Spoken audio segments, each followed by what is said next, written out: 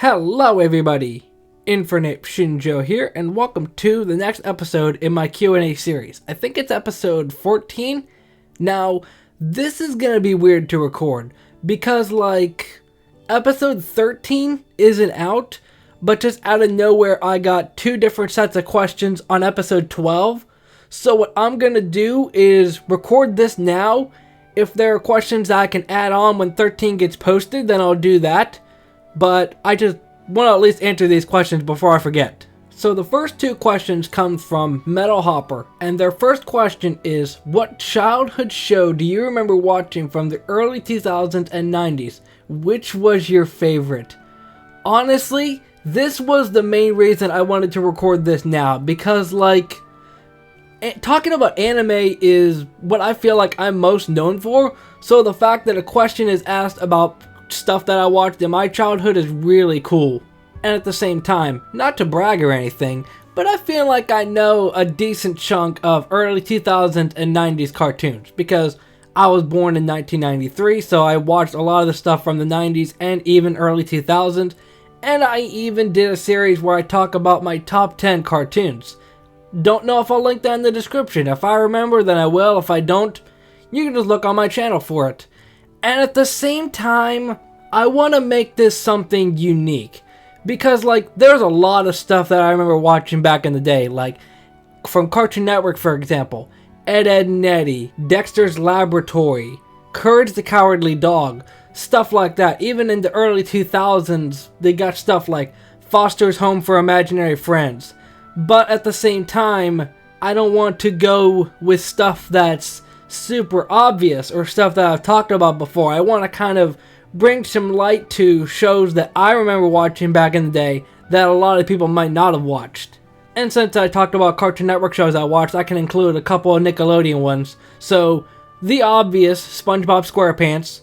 I remember watching a little bit of Rugrats. I wouldn't say it was my all-time favorite. Then there's stuff that's super obscure like Rocket Power. If you remember that, you're a real one. But I would say that for Nickelodeon, my answer is going to be Cat Scratch. That show was just, I don't know, it's something else. I don't know what year it came out. I know it was early 2000s because I remember watching it when I was in my teen years. And for Cartoon Network, I'm going to say Time Squad. Again, a show that I don't hear many people talk about, but these two are super obscure, and at the same time, Nickelodeon's Cat Scratch is kind of an answer to Ed, Edd n Eddy, because we got these three characters. One of them is basically a pompous ego head, and the other two are just kind of there. I mean, both shows even have a character that's just there to be an idiot. So it feels like Cat Scratch is kind of an answer to Ed, Edd n Eddy. And then Time Squad, it's basically put a way to make learning about history fun. It's honestly a show that I don't hear many people talk about, obviously, since I brought it up. But I remember watching the heck out of these two shows when I was growing up. And at the same time, there are a whole bunch of shows between those two stations that I didn't even discuss yet. And I figured to focus on Cartoon Network and Nickelodeon because I didn't really watch much from Disney back in the day. Even to this day, I still don't. The only exception being Gravity Falls or something like that. But that's the biggest part. Obviously I could go the route saying I watched Pokemon back in the day, I watched Yu-Gi-Oh back in the day, and Digimon, but you already know that. I wanted to make it a little bit interesting. And at the same time, I didn't want to just throw out 90s cartoons because a lot of 90s cartoons might not have aged as well as other shows. So I figured to stick with some from the early 2000s because that's kind of the obscure territory, at least I feel, in my opinion. Question 2. What do you think if they make a Dragon Ball movie where Cooler becomes canon like Broly? Did they actually make... Well... I mean, I'm still wondering about that last part. Is Broly actually canon? I know they made a movie about him a couple of years ago. But the only part that I can think where Broly actually became canon was the... What's her name? Kefla in the Tournament of Power. I don't think Broly appeared in the actual series. I mean... I might be mistaken, but my thought with canon is part of the main series, so I guess the fact that we have female Broly in the Tournament of Power is kind of the reason that's canon. I don't know the exact details, but I'm just going off of what the question is asking. I would say that'd be pretty interesting. Obviously, I think I mentioned it in another Q&A video that I'm not as well knowledge with Dragon Ball stuff as other people are, but I do vaguely remember Cooler. I know that he's Frieza's brother, I want to say. I know he's related to Frieza somehow, but I don't remember.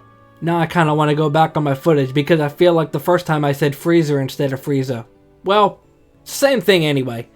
But I don't know. I feel like that'd be pretty interesting because Cooler isn't a villain that I really hear people talk about that much.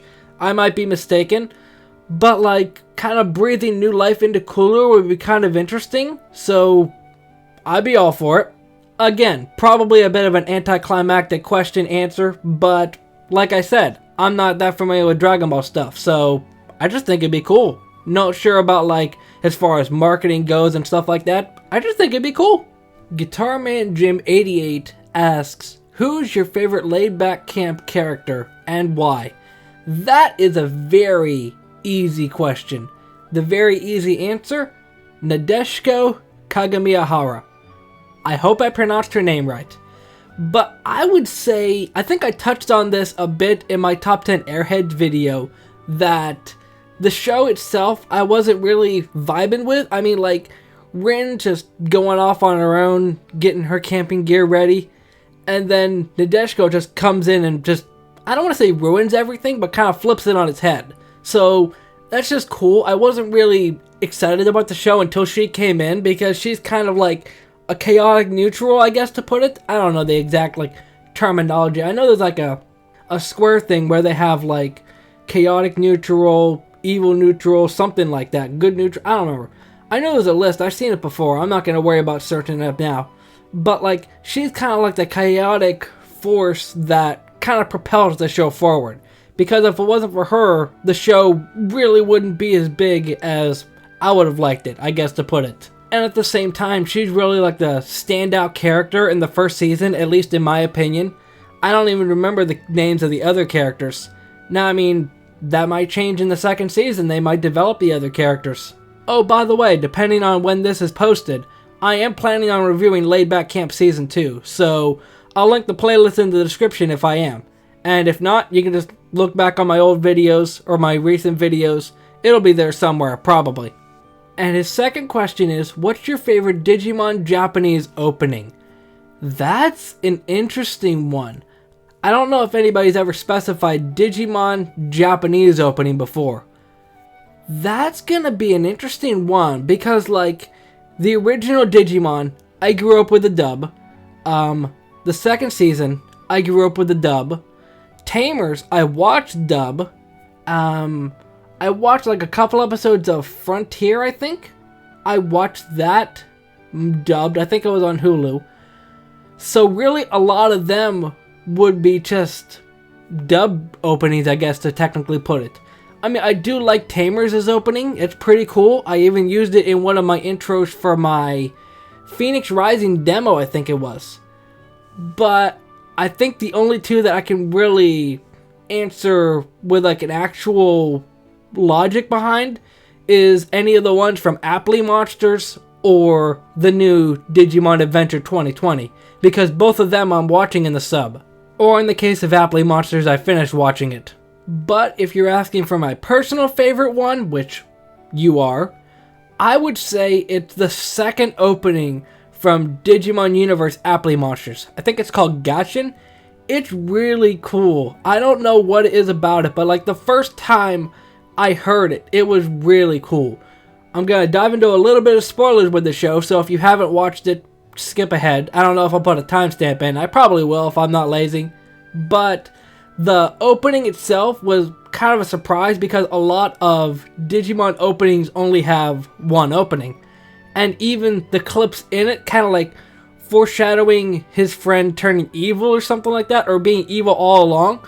That was just kind of cool. Not that his friend was evil, but just the fact that it was foreshadowed, and I had a feeling from the very start. But like overall, it's just a nice little earworm to listen to. It's not bad, I really enjoy it. But at the same time, I could say the same thing with, oh, I like the original opening Butterfly, because everybody likes that opening, right? I don't know. Just me personally, if I would have grown up with it, I probably would have said, yes, I love that opening.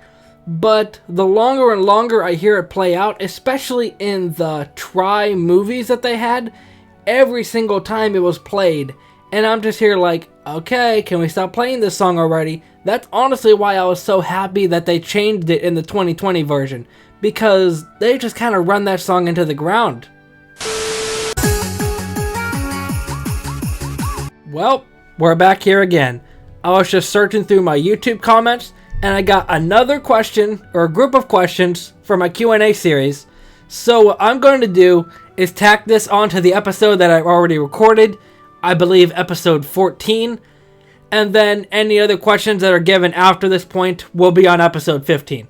So we got another group of questions from Yuya Hunt, just going to call you Yuya just to make it easier on myself. First question, do you like Star Wars? Who's your favorite character? See, that's kind of a hard thing to say, because obviously the first thing that I could think of is no, but that's mainly because I haven't seen it. At the same time, it's hard for me to make a judgment on something that I haven't seen, but like, I don't know. I don't know if it's just me, but I never really got into Star Wars. I don't know if it would be something that I would like. I know there's a lot of material with it, both movies and I'm sure books as well, but I don't really have an opinion on that because I haven't really experienced it. And at the same time, I know it's a lot to handle, especially to watch. And I know it's a lot to watch, so I'm probably not even gonna bother getting started. Second question, do you like Kingdom Hearts? Have you played the games? I have not. It's weird because I feel like my answer for the most part is that I only play Pokemon games, but I technically have other games too. Like, I have old Game Boy Advance games of Disney games that they made, like Monsters Incorporated. They made a game of that. Home on the Range. I had a disc of the Emperor's New Groove game. I really enjoyed playing that. But I don't know. Again, haven't really played Kingdom Hearts. Not sure if it's something that I would enjoy, but I've seen other people play it, although that's not the same as me playing it myself. And the third question, something that I can actually add input on. Who is your favorite character from my Gacha series? If you're not aware, Yuya does a Gacha series. I am reviewing the first season. I've got through recording the first 4 episodes of the second season. And that's hard because, first of all, I'm a literal character in the show, so I feel like I kind of have to say myself, but that makes me seem kind of self-centered at the same time. But my first thought is just to say myself because I'm a literal character in there. But because I want to be original, I'm going to say Destiny, I think is the one. It's been a while since I've watched anything from Yuya's series, but I think Destiny is the one that used to be evil or something like that. So I kind of like that whole dynamic and what seems like it's building up, especially in the second season. Not going to spoil it because those reactions probably aren't out anyway. I really like Destiny's character. I'm really excited to see what's going to happen. No pressure on you, of course, Yuya. Fourth question. Have you seen Pacific Rim or Godzilla? I have not. I've heard about Pacific Rim. I'm not sure where or why I've heard of it. I don't know. But anytime I go to a place that has an anime section, I almost always see Godzilla-based stuff there. So I have an idea of Godzilla, but haven't really seen anything from Godzilla as far as movies, any shows, or anything like that. So short answer for the fourth question, no. Fifth question, have you seen TMNT? I think that's meant to be TMNT, the Teenage Mutant Ninja Turtles, because I did a quick search and I couldn't find anything that's TNMT. So if this isn't Teenage Mutant Ninja Turtles, then oh well, I'm talking about them anyway. And this is a bit of a loaded question because there are so many different series of the Turtles. There's I think it's the 1980s series. I remember watching that as a child. Then they have the 2003 series that's all anime voice actors and actresses. And there was what is it? It's not 2008. That's I think it's 2012. The one on Nickelodeon. And then they have the new one, Rise of the TMNT. So I've Unless I'm missing one there, I think I got almost all of them. And I've seen bits and pieces of all of them. Like I said, I watched the 80s version. Not sure how many people actually know about the 80s version, but I digress. The one that I watched the most of is probably the 03 version, because, like, I think Raphael is Greg Abbey, and that's the same voice actor that voices Yusei in Yu-Gi-Oh! 5Ds. And then, like, there are a whole bunch of other voice actors that are different voices in Yu-Gi-Oh! And Pokemon, especially back in 03 with 4Kids. That's just cool that you can see the turtles, hear their voices, and they sound like characters from Yu-Gi-Oh! And then the 2012 version, I watched a little bit of it on Nickelodeon. I didn't finish it. I think there's a lot of it to cover. I'm not sure. But then I guess it'll be the 2019 version, The Rise of the TMNT. I watched a couple of episodes of it, just random episodes. Unfortunately, I wasn't able to find the very first episode, but from the ones that I have seen, I really enjoy it. The ones I've seen for context of the Rise series was the one where they go down to that pizza joint and Leonardo wants to complete this quest to get the best pizza or whatever. And then the one where they're trying to watch a game and they go to the mall's Wi-Fi and they stop a villain or something like that. The Rise series seems to be a little bit more slice of life-ish, but I really enjoy that. And I'm sure they have some little pieces of development at the same time, but like the ones I've seen are more comedic, and I really enjoy that. Now, if we're talking about the games or anything, that's a whole other can of worms, but I'm gonna cut it off just based off of the TV shows, because there's already a lot to cover there. If you want me to go into the movies or the games or anything, I don't have as much to say about those, but hopefully that should be the official end of the video. This is weird because, like, I literally recorded the first Q&A part where I answered the last few questions, but almost 2 weeks ago, and now I'm back recording this, so I'm just gonna tack it on and just do some magical editing or whatever, so you're all gonna see this in one video. But I hope you enjoyed. If you have any questions for me, leave them down in the comment section. I'll get to them in a future video. But until then, Momentai.